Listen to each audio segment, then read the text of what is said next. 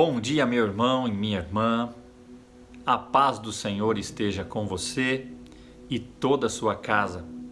Iniciamos mais uma alvorada no altar, mais um tempo de refletirmos nas Escrituras e extrairmos lições para as nossas vidas. E a palavra de hoje é a palavra aprender.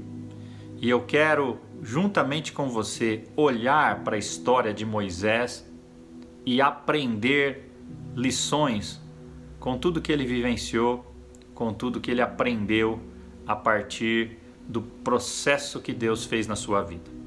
Moisés foi o maior líder do Antigo Testamento. Ele foi um homem que presenciou grandes feitos. Ele foi o homem que Deus separou para liderar o povo de Israel de volta, no êxodo, de volta do Egito para a terra prometida, Canaã. Ele é importante tanto para os judeus quanto para os cristãos. Ele escreveu os 5 primeiros livros que você tem na sua Bíblia, o Pentateuco, Gênesis, Êxodo, Levítico, Números, Deuteronômio. Além desses livros, ele escreveu o Salmo que se encontra na sua Bíblia, o Salmo de número 90. Moisés foi um líder surpreendente. Ele esteve com Deus e andava com Deus e falava com Deus face a face. Foi ele quem recebeu das mãos do próprio Deus os 10 mandamentos. Quando houve a transfiguração de Jesus, narrada nos evangelhos, nós vemos que um dos personagens que apareceram com Jesus foi Moisés, que representava a lei, juntamente com Elias, que representava os profetas. Moisés presenciou as maravilhas e sinais que Deus fez naquele deserto, naquela peregrinação. Não tem como ver a biografia de Moisés sem perceber toda a soberania de Deus na trajetória de vida de Moisés. Todo o cuidado, todo o preparo, todo o moldar de Deus em sua vida. E a partir disso, nós podemos extrair algumas lições para nós, sempre lembrando que a nossa palavra é a palavra aprender. Como a vida de José, a vida de Moisés é marcada pelo controle, pela soberania de Deus no seu projeto, na realização do seu plano maior. E quando olhamos para a vida de Moisés em específico, nós podemos dividir a vida de Moisés em 3 fases. Moisés viveu 120 anos. E nós podemos então dividir a primeira fase da vida dele, os primeiros 40 anos, depois dos 40 aos 80 e depois dos 80 aos 120 anos. E o que é que nós podemos aprender olhando para a história de Moisés? Quando nós vivemos a primeira parte da vida de Moisés, os primeiros 40 anos, ele viveu na corte de Faraó. E o que nós podemos aprender com tudo isto? Que Moisés aprendeu a ser alguém nesses primeiros 40 anos. O texto diz lá em Atos capítulo 7, verso 20 ao 28, o texto diz que desde o nascimento Moisés era formoso aos olhos de Deus. Ele não era uma criança comum, ele não era um menino comum. Durante os 3 primeiros meses ele foi mantido na casa do seu pai e da sua mãe, mas por conta de um decreto, de uma ordem do faraó, de matar todas as crianças nascidas, todos os homens nascidos, ele então foi escondido por sua mãe num cesto e colocado no rio e entre os juncos do rio. E esse cesto foi encontrado pela filha de Faraó, que adotou Moisés como filho e foi criado como filho da filha de Faraó durante os seus primeiros 40 anos. Ele foi educado em toda a ciência dos egípcios. A Bíblia diz que Moisés era poderoso em palavras e obras. Êxodo capítulo 2, verso 10, declara que quando Moisés cresceu, a sua ama, a sua mãe, levou-o para a filha de Faraó e ele então tornou-se filho da filha de Faraó. Entendendo-se que na casa real, na casa de Faraó, lhe seria dada uma completa educação egípcia. 2 estudiosos do século I, o historiador Flávio Joséfo e o filósofo Filo, contam o extensivo aprendizado de Moisés. Moisés foi educado na corte egípcia como um jovem promissor.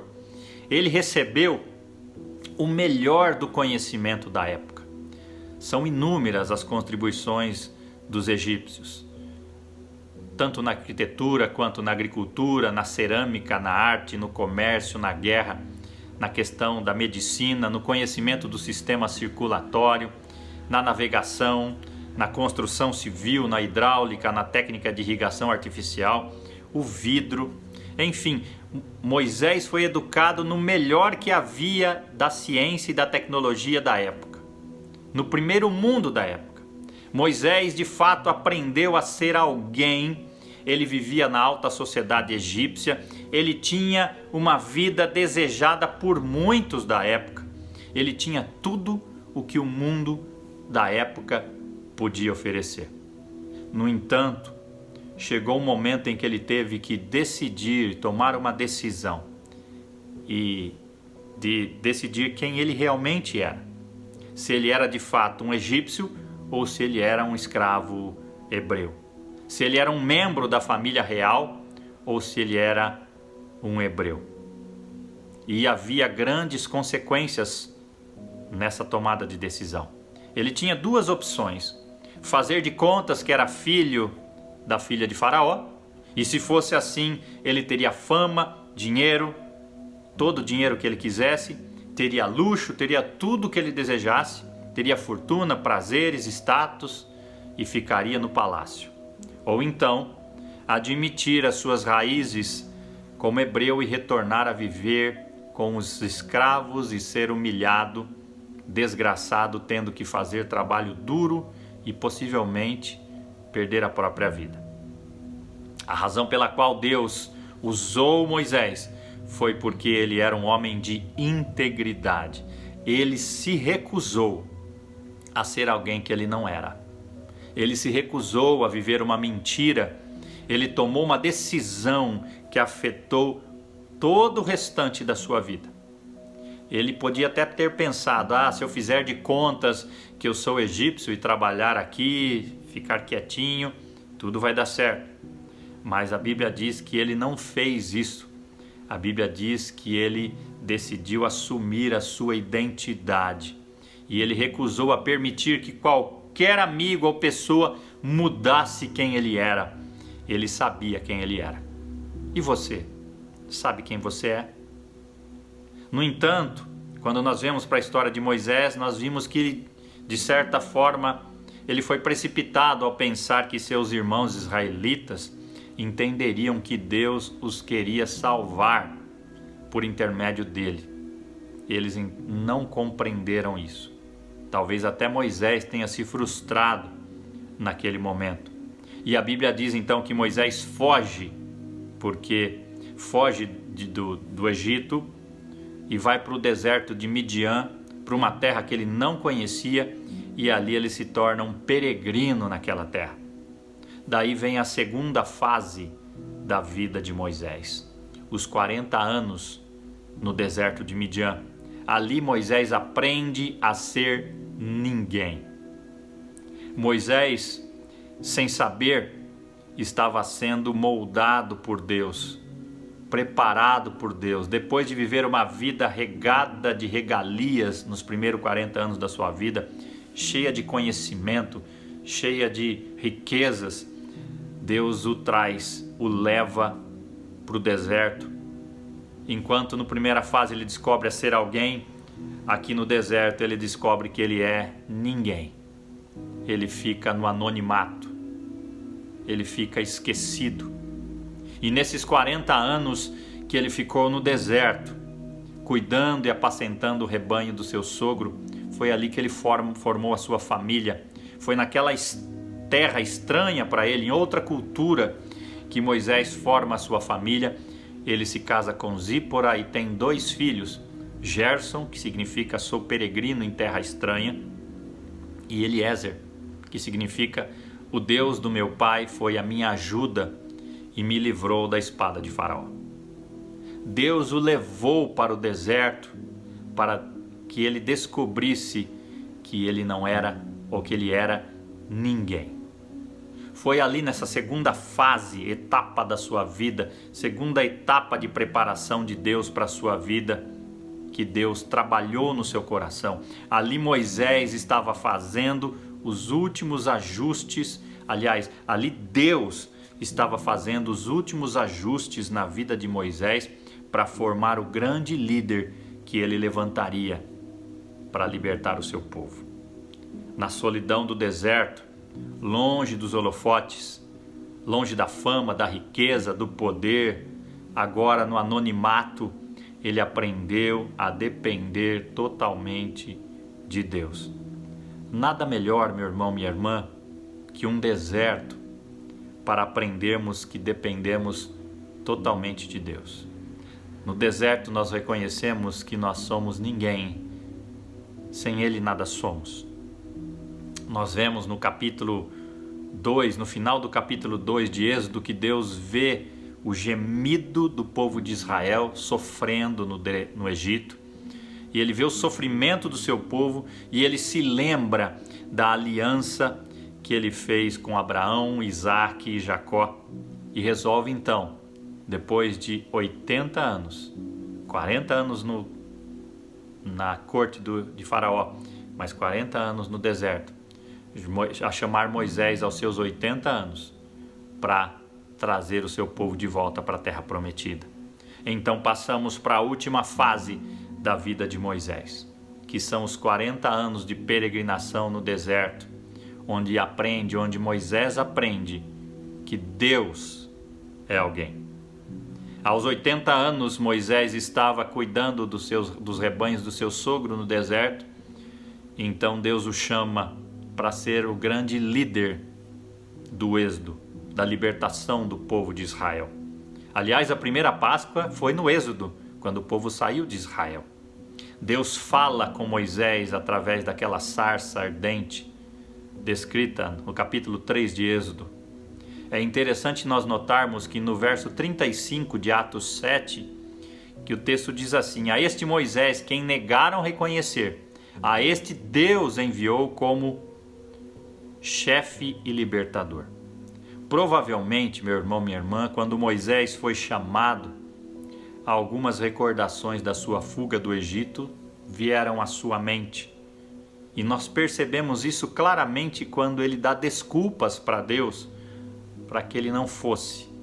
Ele diz que tinha limitações pessoais, ele diz que tinha temor da incredulidade do povo, ele diz que faltava a ele eloquência para falar, alguns dizem que ele era gago. E ele também pede a Deus que levantasse outra pessoa no seu lugar. Eu poderia pregar um sermão sobre isso, mas o que nós vemos é que Deus promete estar com ele, Deus promete ajuda a Moisés, Deus promete a sua presença, Deus promete a sua autoridade, Deus promete que ele teria cooperação de outras pessoas. Tanto é verdade que Deus levanta Arão, seu irmão, para ser interlocutor de Moisés. Moisés foi instrumento de Deus para fazer grandes maravilhas e prodígios no meio do povo de Deus. As 10 pragas, a água convertida em sangue, as rãs, os piolhos, as moscas, a praga nos animais, as úlceras, a saraiva, os gafanhotos, as trevas e a morte dos primogênitos.